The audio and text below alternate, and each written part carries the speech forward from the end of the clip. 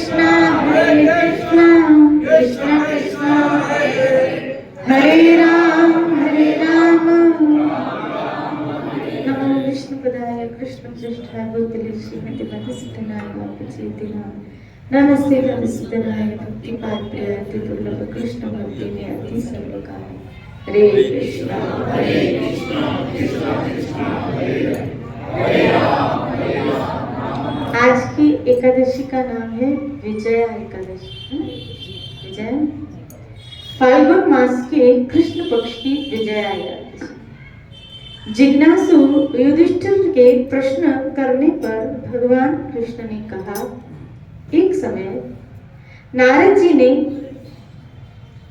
कमलासन ब्रह्मा जी से विजया एकादशी के पुण्य आदि बखान करने की प्रार्थना की। ब्रह्मा जी ने कहा कि विजया एकादशी की कथा पापों का अपहरण करने वाली है। विजया एकादशी अति प्राचीन, पवित्र, पापनाशक है और यह निश्चय ही जीवन में विजय दिलाने वाली है। पूर्व काल में जब रावण ने मां सीता का हरण कर लिया, तब भगवान श्री राम ने वानर सेना लेकर लंका पर आक्रमण करना चाहा, परंतु महासागर की उत्तराल तरंगों को देखकर कहने लगे, लक्ष्मण, इस समुद्र को किस पुण्य से पार किया जा सकता है? श्री राधे बोले। अब आप कहेंगे भगवान उनके पुण्य की बात कर रहे हैं,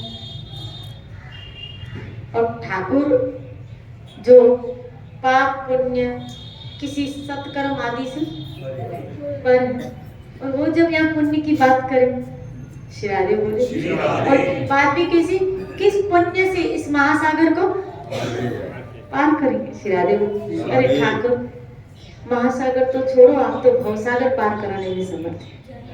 कोई जीव अगर आपके चरण कमलों का आश्रय ले ले तो वो सहजता से इस भवसागर को पार, सारे भव उसके खत्म हो जाते हैं जब ठाकुर के चरणों का आश्रय मिल जाता है।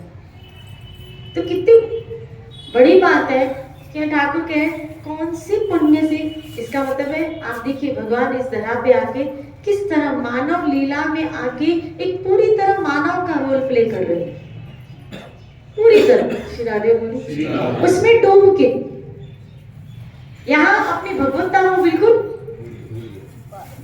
श्री राधे बोली, बिल्कुल छुपा रहे।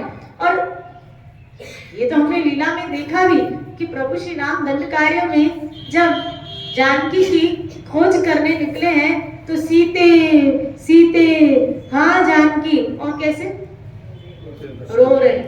और सती ये दृश्य देख के बड़ी विस्मित हो गई कि ये जिसको भजन मेरा पति करता है, दिन रात राम राम करता रहता है, और वो स्त्री के मोह में रो रहा है, इससे अच्छा तो मेरा पति है जो मेरी तरफ देखता भी नहीं है, वैरागी तो ये। श्री राधे बोले, ये तो पूरा अनुरागी लग रहा है, और ऐसे कैसे, ऐसे कैसे? श्री राधे बोले,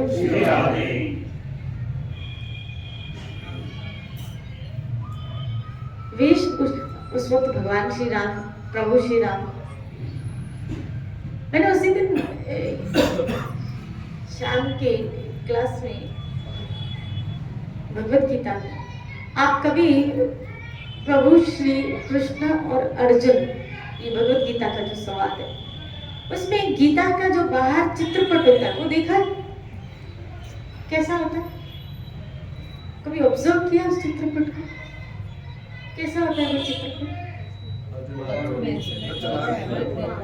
अर्जुन बैठिए, श्री राधे बोले, और कौन सा ज्ञान चल रहा है? गीता का दिव्य ज्ञान, जिस ज्ञान को पढ़ पढ़ के समझ के कई महापुरुष बन गए, और कई महापुरुष इस पे चर्चा अभी तक कर रहे हैं, है ना? और जिस ग्रंथ को पढ़ के कईयों को वैराग्य आ गया,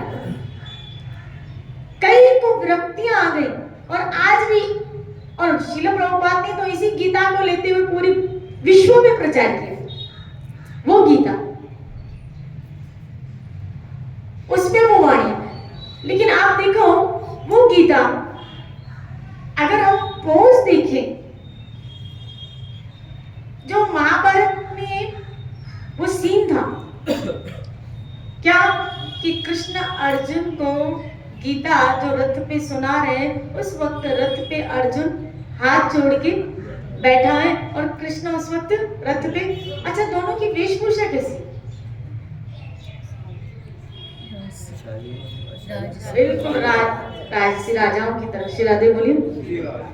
अर्जुन भी राजवेश में है और कृष्ण भी राजवेश में है। श्री राधे बोलिए। और कोई सत्संग का मैदान नहीं है। मैदान भी कौन सा? कुरुक्षेत्र युद्ध का। श्री राधे बोलिए। इसका मतलब है गीता समझने के लिए, गीता सुनने के लिए, गीता समझने के लिए, गीता सुनने के लिए जरूरी नहीं है कि आप गेरू कलर कपड़े में बैठो, आप सफेद कपड़ों में बैठो। श्री राधे बोलिए। श्री राधे। ये जरूरी नहीं है। सुनाने वाला देखो द्वारका का राजा और सुनने वाला हस्तिनापुर का राजकुमार। श्री राधे बोलिए। श्री राधे। सुनने वाला हस्तिनापुर का राज, और दोनों यानी ज्ञान सुनने के लिए उस वक्त वेशभूषा भी कैसी है? राजसी, राजकुमारों जैसी। श्री राधे बोलिए। राजसी वेशभूषा। श्री राधे बोलिए। और अंदर अगर गीता पढ़ के देखो तो कितनी गहरी ज्ञान की बातें, सन्यास की बातें, और किसको सन्यास कहते हैं वो बातें, वो चर्चा चल रही है। एक जगह तो श्री कृष्ण ने कह दिया, हे अर्जुन, तुम जो कुछ करते हो, जो खाते हो, जो सोते हो, दान करते हो, हवन करते हो, यज्ञ करते हो, मुझे अर्पण करते हुए करो। फिर आगे इसकी बात, एक श्लोक है उसमें कहते हैं, इस संन्यास योग के द्वारा अपने चित्त को मुझ में स्थिर करके तुम सरलता से इस भवसागर से पार हो जाओ। यानी अगर आपकी हर एक एक्टिविटी कृष्ण के लिए है तो कृष्ण यहाँ समझा रहे हैं वो सबका सब संन्यास है।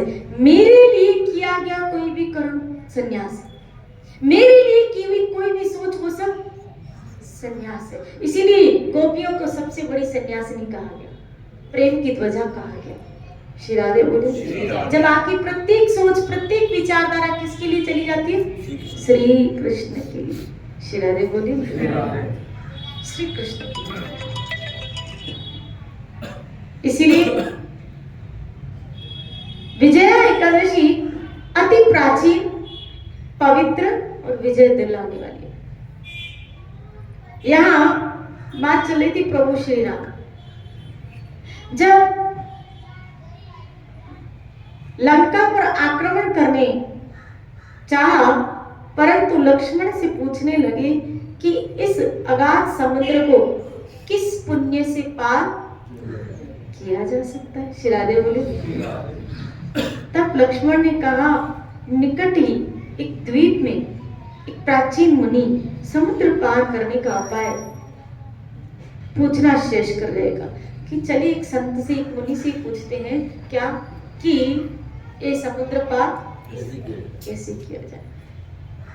मुनि ने कहा, आप तो पुराण पुरुषोत्तम स्वयं श्री हरि हैं, सर्वज्ञ, फिर भी मुझसे पूछते हैं, ये आपकी कोई एक विशेष?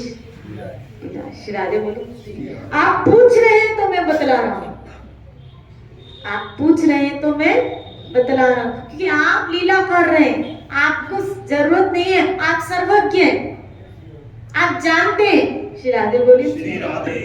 फाल्गुन मास की विजया नाम की एकादशी का व्रत करने से आपको विजय प्राप्त होगी। यह सुनकर भगवान प्रभु श्री राम ने मुनि द्वारा निर्दिष्ट विधि से इस एकादशी का व्रत किया था और उसके प्रभाव से रावण को मारा, लंका पर विजय प्राप्त की और मां सीता को पाया। इस व्रत को अवश्य करना चाहिए। इस व्रत की कथा पढ़ने सुनने से वाजपेयी यज्ञ का फल मिल जाता है। श्री राधे।